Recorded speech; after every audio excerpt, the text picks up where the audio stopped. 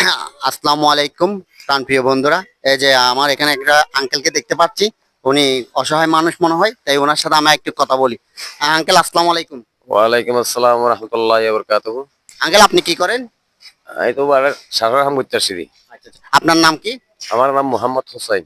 আচ্ছা আচ্ছা আচ্ছা, তা আপনি কি কি চাষের কাজ করেন যে?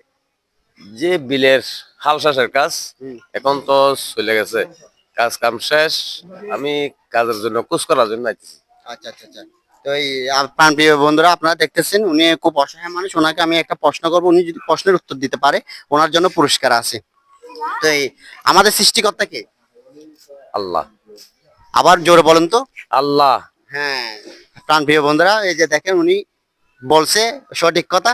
তাই আমি ওনাকে ওনাকে আমি আমার পক্ষ থেকে পুরস্কার দিচ্ছি। এই যে ধরেন, রাখেন, এগুলা রাখেন। রিজিক আল্লাহ আপনার জন্য পাঠাই দিছে। তো খুশি হয়েছেন? জি, আলহামদুলিল্লাহ। কেমন লাগতেছে আপনার? ভালো লাগতেছে। অবশ্যই অবশ্যই। এই, ইনশাল্লাহ। আপনার জন্য দোয়া রইলো ইনশাল্লাহ। এই আপনি যে, আপনাকে দেখে যেভাবে দেখতেছি, আসলে আপনি কাজ কাম করে খেতে পারেন কিনা জানি না।